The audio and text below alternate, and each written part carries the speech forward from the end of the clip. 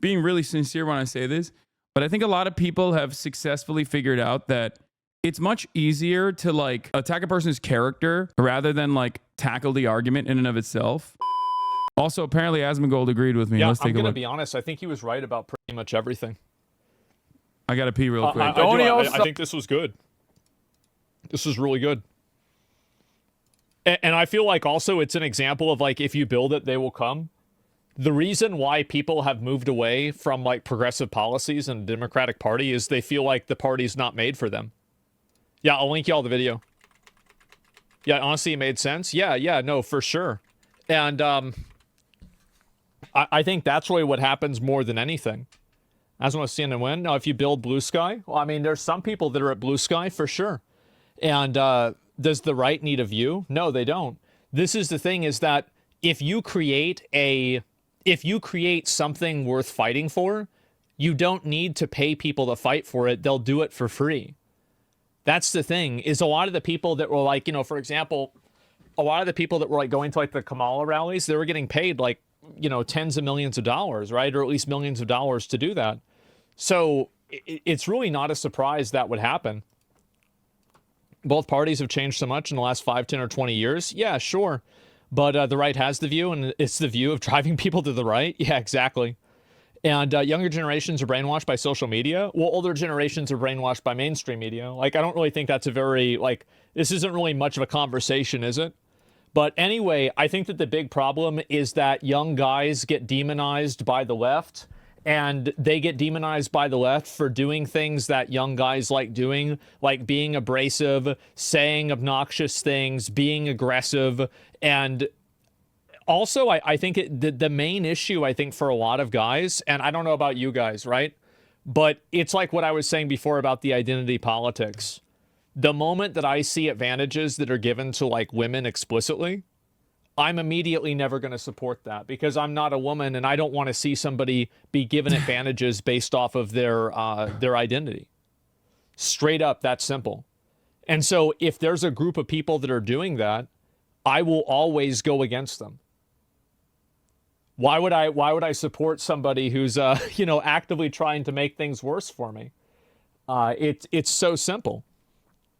It's diminishing to women too. Yeah, I think in a lot of cases it is. You keep saying he's right, but examples are stuff that he would not agree with. He's not completely on board with the anti-white stuff that you're talking about. Well, he might not agree with it. Yeah, on principle, I think when people cry about white identitarian politics and say white people are under attack, I disagree with it. That doesn't mean that I don't want you, regardless of your background, regardless of your even political opinions, that to get educational attainment, upward social mobility, housing, healthcare. There is no world where I would ever fight against you getting those things. That's the whole point. That's what I believe. And I think a lot of people personally hear stuff, you know, clipped out of context or whatever and they make up their minds and they go, oh, this guy hates white people. It's like, no, dude, I don't. I'm white. Okay. I'm a white man. I still believe that, you know, conservatives, even Nazis deserve health care. The point is, I use that extreme example. The point is that a more just, empathetic, universal approach to politics is going to make it so that people are less angry. Okay? That's it. That's the point. No. I think that he might not think that it's valid. I think that Hasan understands that what I'm saying is accurate. He just doesn't agree with the conclusion. That's two very different things. I think it's very easy to identify, yes, this is why people are mad, without going and saying that you agree with why they're mad. He doesn't understand, he doesn't agree. Yeah, exactly. It's simple. And so anyway, I think that's the main thing.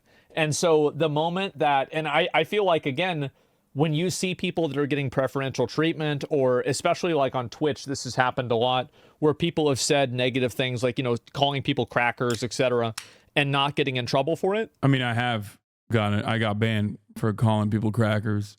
That is like, I don't want. How can you talk about universal health care and like what the Democratic Party should do going forward, and then go back to like talking about cracker. CNN, people aren't taking us seriously anymore. Let's get Hasan Piker on. Are you an anti-Semite? No. Okay, thanks for answering that. Don't worry, I won't push back with any evidence that you are. Hasan is a typical progressive hipster most dudes hate being around. It's so funny that a lot of guys in Asmongold's community have this attitude, but like, this is just not the reality in the real world. Like, I'm willing to bet that like, if you're some sweaty online guy, okay, you probably don't.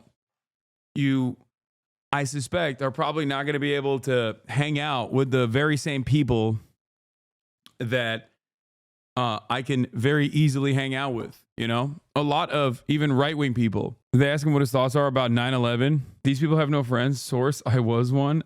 Son of billionaire complains about how nobody listens to him. Son of billionaire. Dude, how the did these people arrive at these, like, oh God, I don't even want to get into it. How would Hasan know how to win back bros when the only audiences he attracts is brain-dead 14-year-old Reddit users, as opposed to what?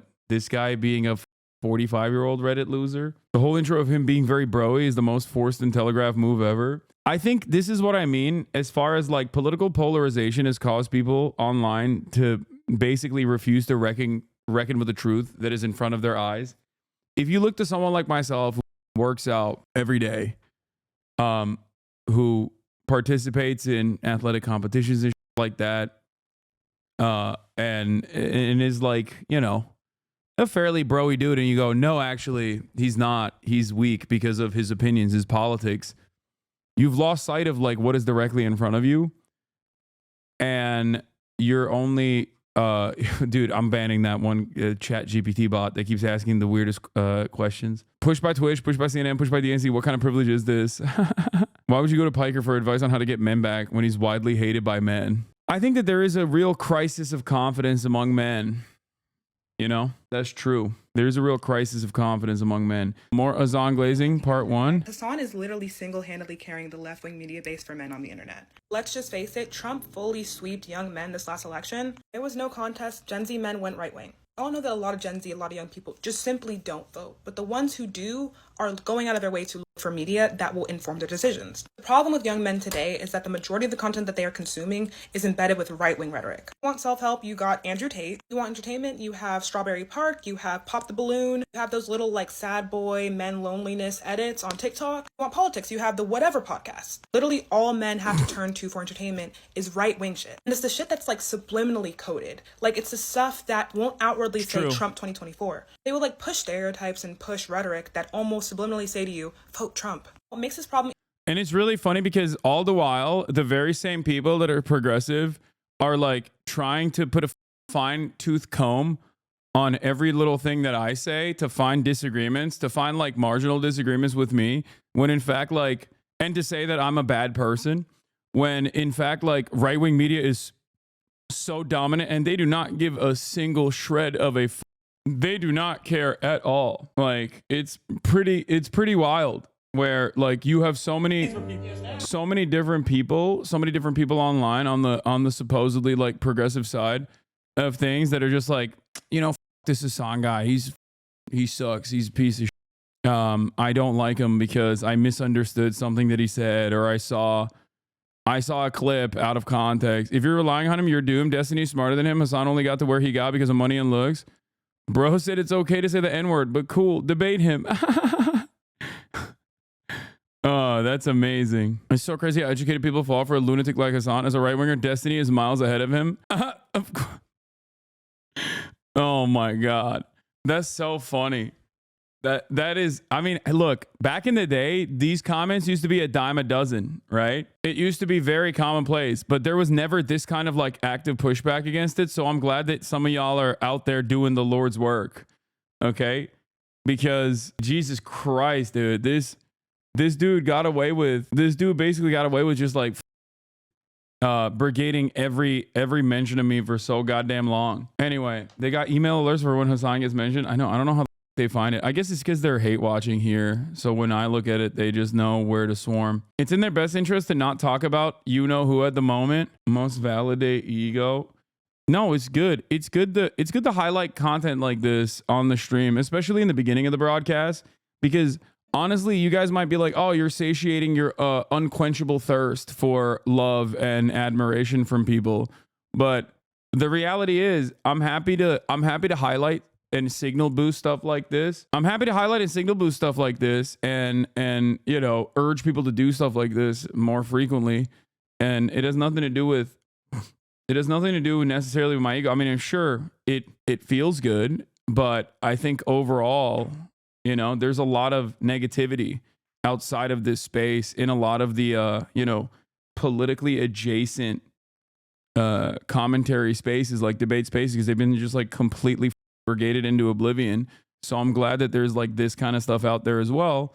And it's important to give people the permission structure to one, to be openly a fan and get other people on board and show others that it's like not weird or gross to be a fan of mine. Problem even worse is that because of this right-wing content and this glorification of just toxic masculinity and just being a bad person, we will have like genuinely good shows that boys watch. The Boys, for example, is a very good political satire. Men will take that show and turn it into brain rot. Men will see Homelander and be like, I'm him, because of the toxic behaviors they're taught to glorify online. Hasan is probably like one of the only personalities I can think of that are actually left-wing and like genuine about it. Not like the Destiny, we don't talk about him. I feel like it's just so easy to get information from Hasan because he puts it in a way that is so easy to consume. He throws jokes in there and he just explains his concepts to you in a way that sometimes can be condescending, but it's okay because that's bae. You can call him what you want. I honestly don't care. Call him a grifter. Call him like a rich fake communist. We need more of him. Like we need more left-wing men for other men to look up to